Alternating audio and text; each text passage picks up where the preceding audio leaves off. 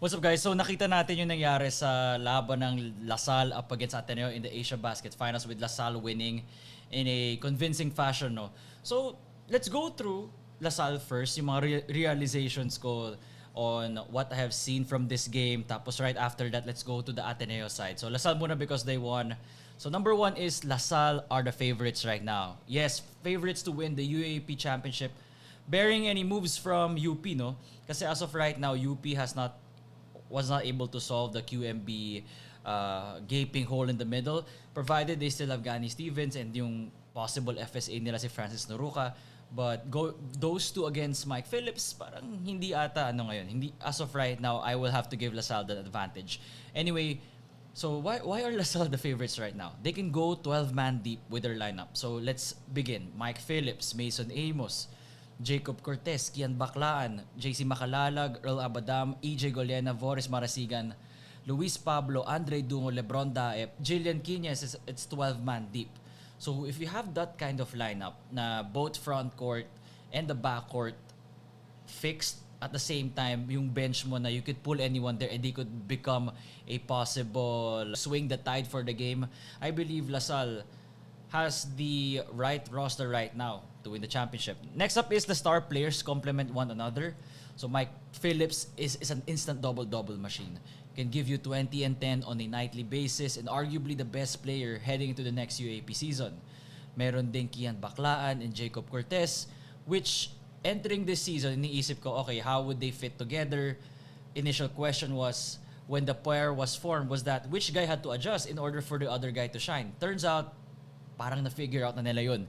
They know how to play together and so far, at di ba kasi nung regular season, it was Jacob Cortez, or rather, it was Kian Baclaan who did the fourth quarter dagger to Ateneo, yung mga mid-range jumpers niya. I think there was also a 3 from Kian Baclaan. Pero this time, in the game we're in, Kian Baclaan was kind of pedestrian. Sabi ni Jacob Cortez, ako na muna, ako bahala. And that is showing us 21 points, 2 rebounds, 6 assists, shot 7 for 11, and kept Ateneo at bay. Because there was a time na nakalapit yung Ateneo, but the guards were the ones that applied the pressure on the Blue Eagles and returned it back to them.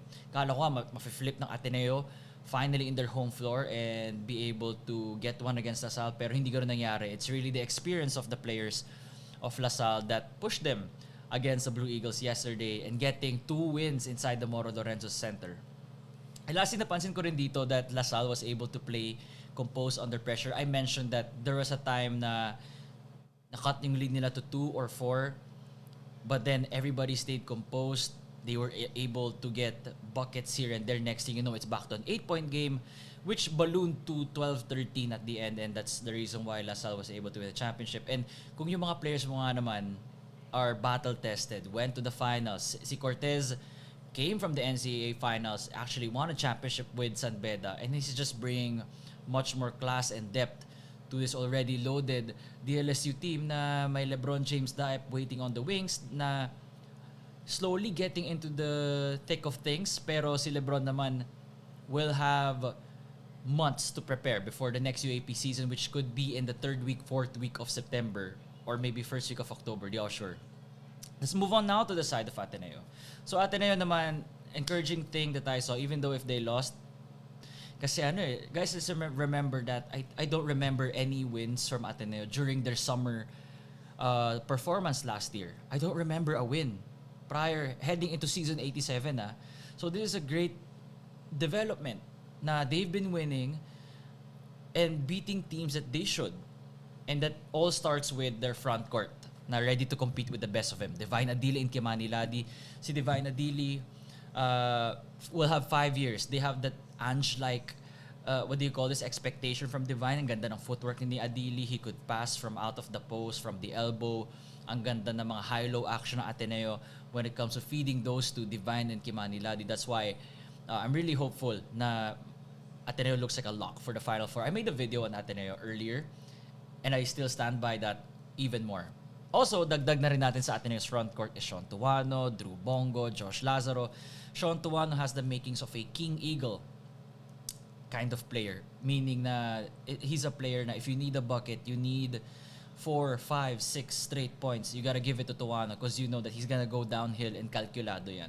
Pero right now, Sean is working on his free throws, but from what I have seen last summer, it's better na compared to last time. Si Drew Bongo, I mean, you cannot teach height. 6'5", 6'6", could give you an occasional 3 or 2, but it's more of consistency na lang for Bongo. Kasi I don't remember if he scored against LaSalle in the finals. 0 ata. But you guys could check that out. And then Josh Lazaro, average 5 points and 9 rebounds in the Asia Basket, and ganyan magiging average niya sa UAAP. Josh Lazaro is a amazing offensive rebounder and actually just a rebounder in general. They were able to contain Mike Phillips in the finals. Hindi na siya naka 33 points and 26 rebounds compared to ng regular season sa Asia Basket. But this is Ateneo's frontcourt adjusting, and also the coaching staff's style on how to guard Mike Phillips. Pero yung perimeter naman, yung guards ng LaSalle yung nakawala. Either way, at least yung frontcourt naayos na ng Ateneo. So growth of another one to what I'm positive about Ateneo is that the growth of their players like Kyle Gamber, most especially Ian Espinosa and Jared Bahay, while Waki Espina will be entering his second year, tapos si Kyle Ong as a backup center, backup to Divine Adili. Not sure pa sino pa darating sa Ateneo, but so far Kyle Ong has been working on his, what do you call this? Like, kung naghahanap ka ng second, third stringer, he's doing that job well. He's got that locked. While si Kyle Gamber found his confidence this summer. Shot 60% from 3 after the regular season. He's a dead shot. You cannot leave him wide open. At marami rin siyang tres na off the dribble. And at the same time, hindi mo na rin siya matatanggal sa court kasi he also plays defense now and does a lot of positive things well for Ateneo. Dagdag na rin natin si Ian Espinosa, who is also part of the Asia Basket All First Team. Hindi siya mag-end up doon if it weren't for his improved play. It's always hard for a guard to make it in a first team kahit sa anong tournament. But sa kanya kasi, his points are up, his assist numbers are in the 6-7 range. That was very efficient numbers for Espinosa. And Ateneo's success will rely upon him. Aside from the front court, on how he could set up the guys. Kasi yun yung nakita kong difference this year is that Espinosa was able to organize the players inside and able to manipulate the defense. Ganda na nakikita ko from Espinosa. And of course, Jared Bahay, we all know that he could score. It's a matter of Coach Tab and the coaching staff wanting him to elevate his teammates further. And I believe kaya niya yun. And he could give you an occasional 10 to 12 points. So, I think the last thing na napansin ko is how much can guys like Dominic Escobar and Jaden Lazo help out this current group of Eagles?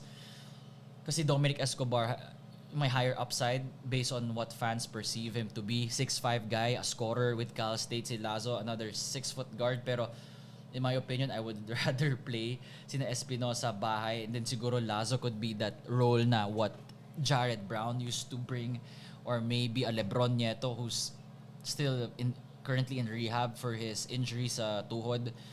So yun lang naman. It's a amazing tournament. I was given the privilege to actually call the game with Migs Bustos, a guy I've worked with before and one of my idols definitely. Di ko sure kung bakit tumigil yung TV sa background.